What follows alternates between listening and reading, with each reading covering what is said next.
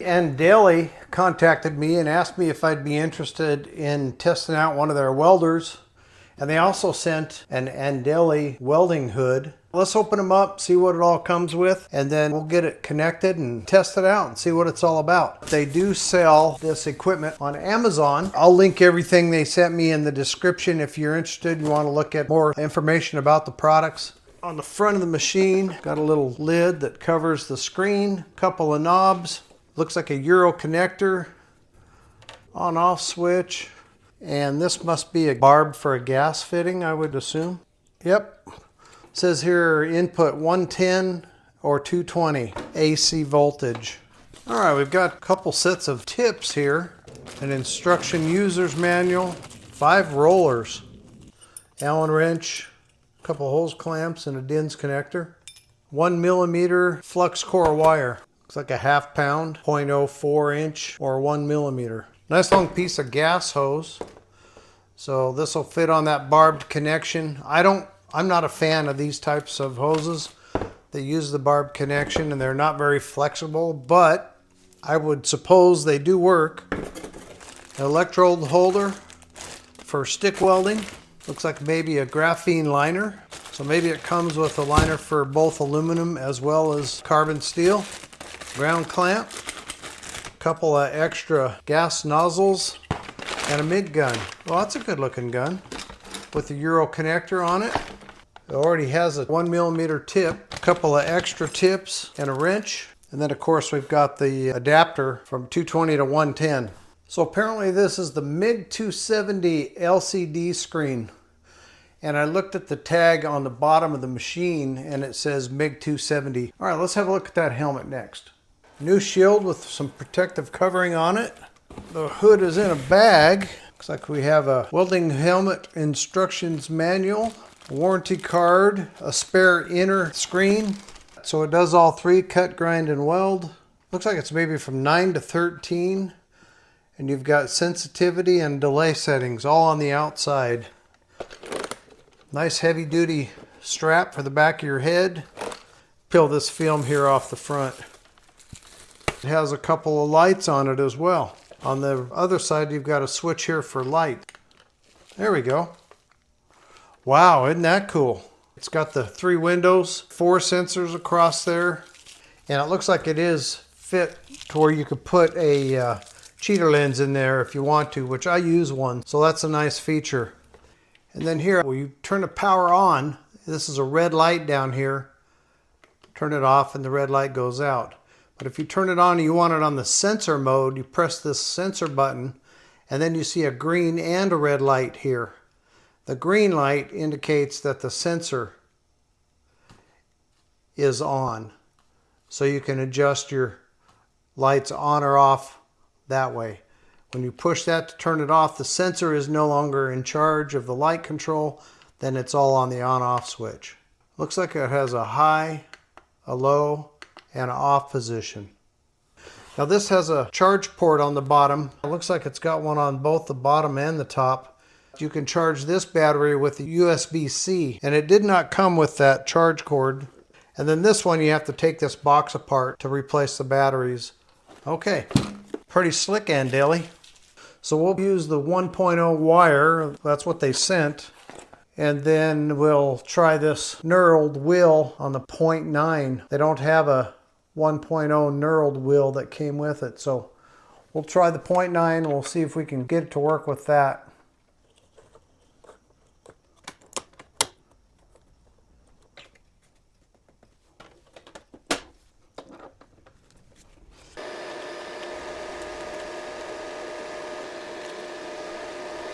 We've got this dongle for flux core, electrode negative, and the ground clamp will go here. You would reverse that if you're going to be TIG welding or if you're going to be welding with gas MIG.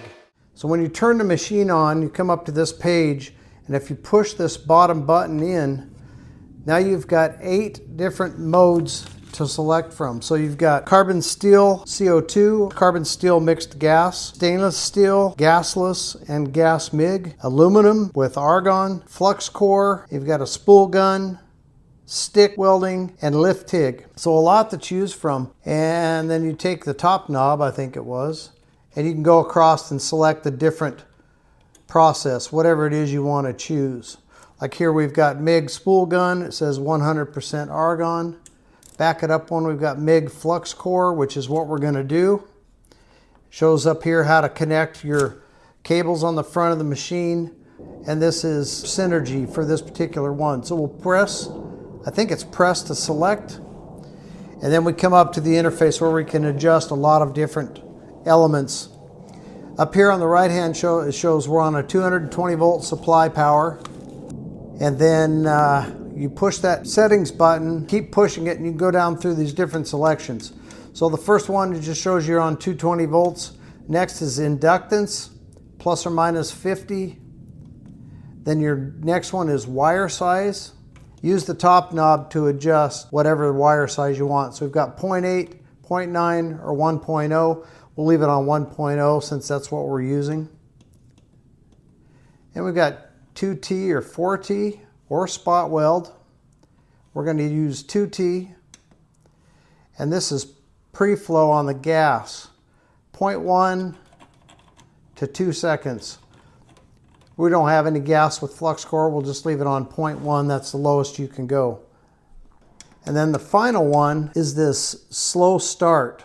And I scanned through the manual. It doesn't explain that to me very well. And I'm really honestly not sure what that is. Just fine tuning on the speed of the wire at the start of the weld. Anyway, I'm not going to go into much more on that because I don't know much more about it. Okay, so the top knob adjusts the synergic and the thickness of metal. So you see over here it has a little gauge. It shows you thickness of metal. And at this setting we can go from 1.2 millimeter, and this is all in millimeters, up to 4.2 millimeters. We're going to use a material thickness of about 2.6 millimeters. And then down here, your bottom knob, you can trim. So you can go plus 5 volts or minus 5 volts to fine tune, because this is in a synergic setting. The settings based on your metal thickness and wire thickness, and then you can fine tune it from there with the trim. And we'll give that a shot. I have been doing a little bit of practice, and I used these settings right out of the hole with no adjustments required. It was real smooth and did a real nice weld with very little, if any, spatter on this flux core wire that they sent with the machine. We're going to use this 1 millimeter flux core wire. So let's go ahead. We'll do a T-joint, and then I'll show it to you and you guys can see for yourself.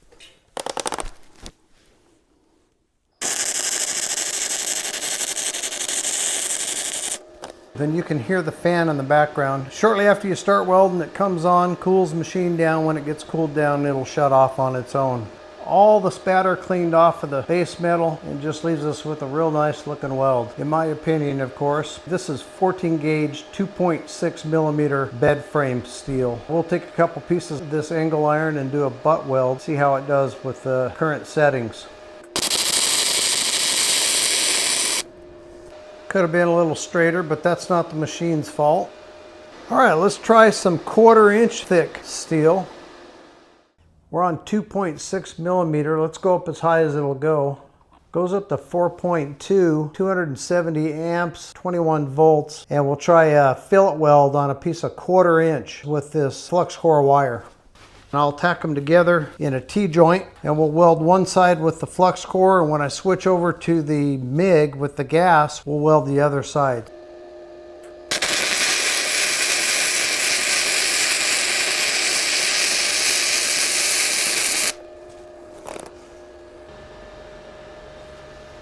I do have a couple of spots of porosity right there and right there. That could very well be me.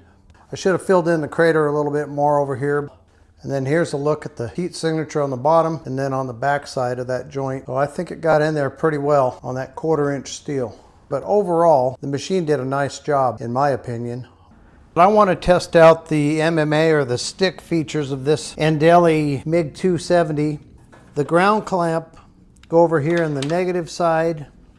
And then the electrode holder will go over here in the positive side. And we'll go over here to MMA. And this shows you the dongle is not connected, and then you've got plus and minus for DCEP or DCEN. We'll be on DCEP. This first one is hot start, 0 to 99 on the hot start. Yeah, let's go with 15. This is how long you want to be on the hot start, 0 to 2 seconds. So let's just keep it on about a half a second. This one is arc force, 0 to 99. Let's just go with 10. And then VRD, if you're welding in wet conditions, help prevent you from getting shocked, on. Now I'm going to start with some 3/32 inch 6013 rods. Now these 6013 rods I'm using are calling for 50 to 70 amps. So let's go with 65.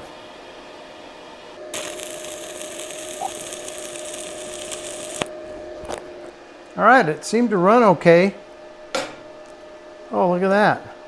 These are 40 3/32 inch rods, and sometimes they just look strange. I don't think it has anything to do with the welder. It seemed to run them just fine, but they got a weird looking metal to them.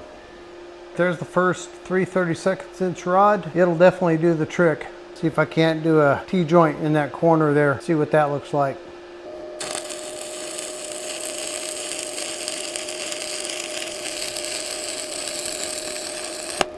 That's a 3/32 or 2.5 millimeter 6013 rod at 65 amps with the ANDELI MIG 270. All right, to go from stick back to MIG, I want to remove the electrode holder or the stinger, put the ground clamp in the negative, and then bring our dongle lead over here to the positive, and that's going to make our MIG gun positive. So DCEP for MIG using a gas.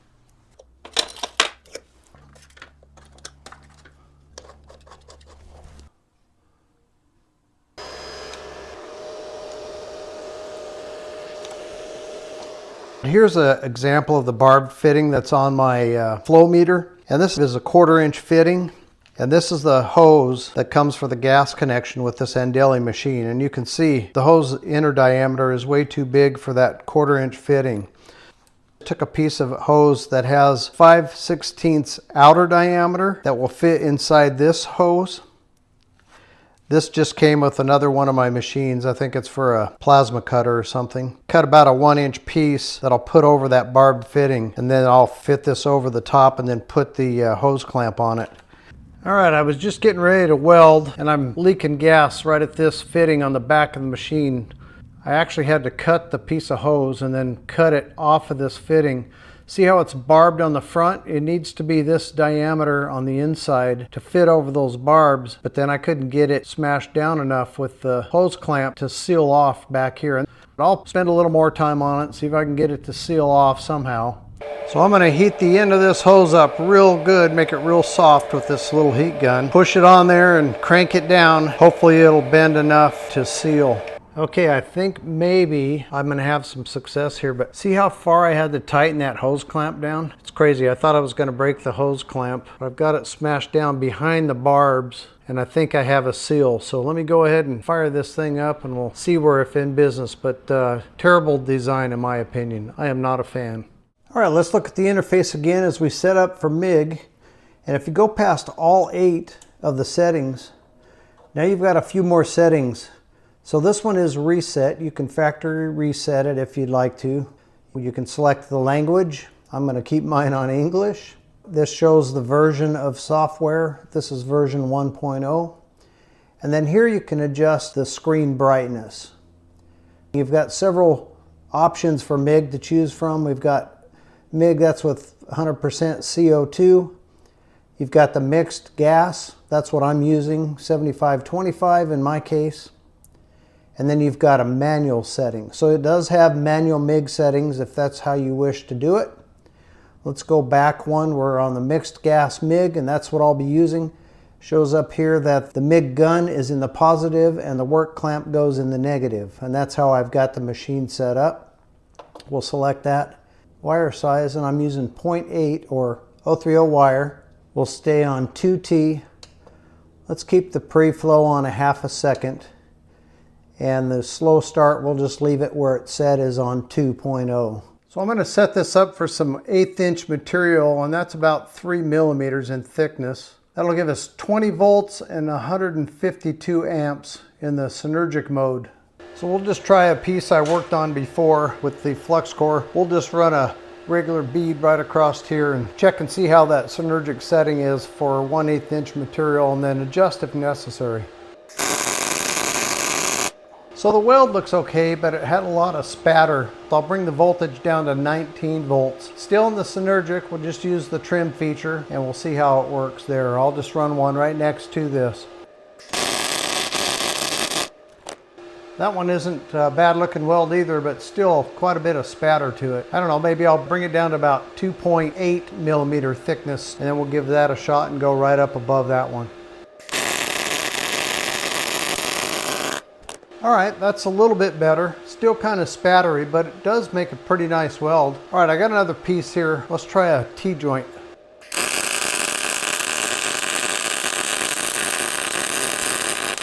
So that's this top weld here.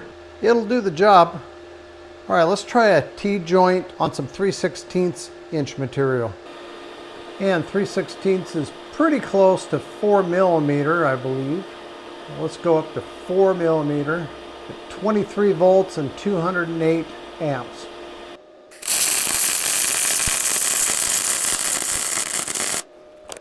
All right, that actually did real nice.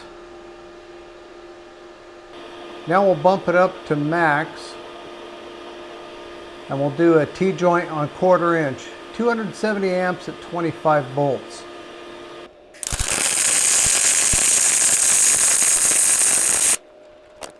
It actually put down a real nice weld. I got a couple little BBs there of spatter. Maybe it needs a little fine tuning, but not bad at all. This hose fitting for the gas could definitely use some improvement in my opinion. However, I was able to make it work with what comes with the machine. But I'll link all this in the description if you're interested in checking out and getting more information about them. So if you'd like to see another video, click the video on the screen now and we'll meet you over there.